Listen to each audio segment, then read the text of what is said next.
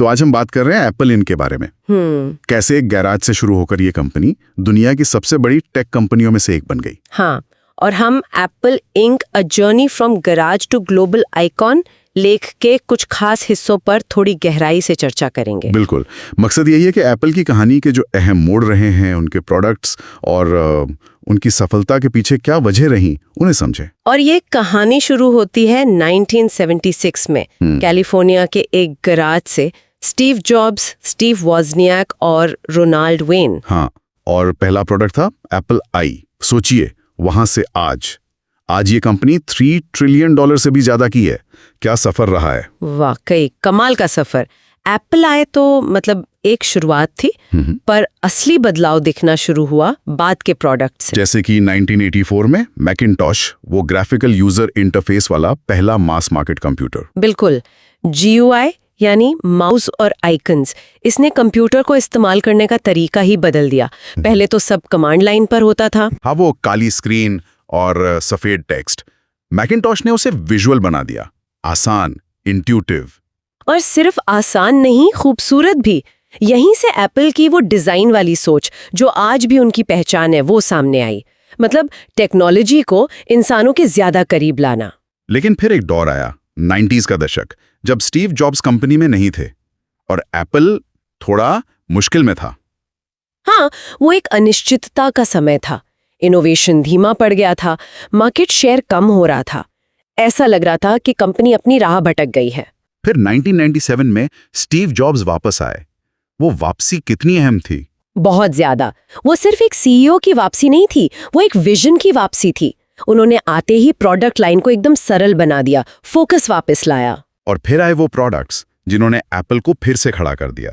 1998 में iMac, वो रंगीन कंप्यूटर। हाँ, वो iMac, उसने कंप्यूटर के उस बोरिंग बेज बॉक्स वाले डिजाइन को तोड़ दिया, दिखाया कि कंप्यूटर पर्सनल और स्टाइलिश भी हो सकता है।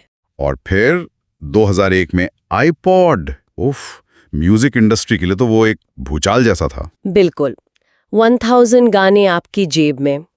लेकिन iPod की असली ताकत सिर्फ डिवाइस नहीं थी।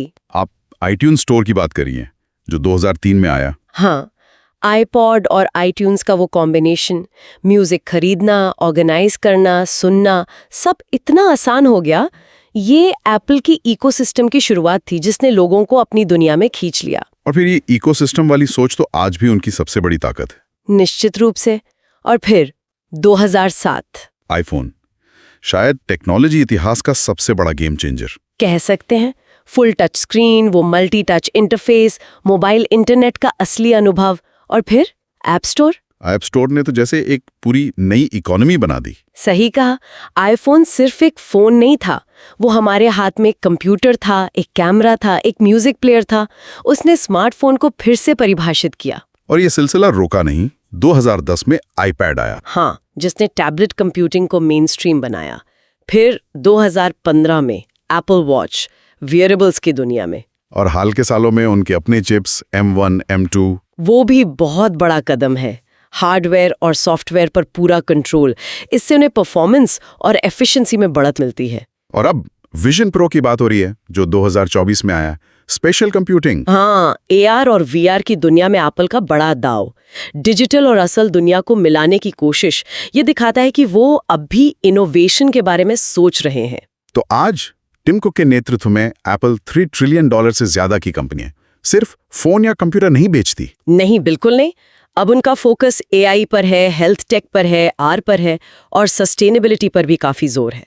उनकी पहचान सिर्फ प्रोडक्ट से नहीं, बल्कि उस डिजाइन फिलॉसफी, उस इकोसिस्टम और उस जबरदस्त ब्रांड लॉयल्टी से भी है। सही कहा, वो लॉयल्टी कमाल की है।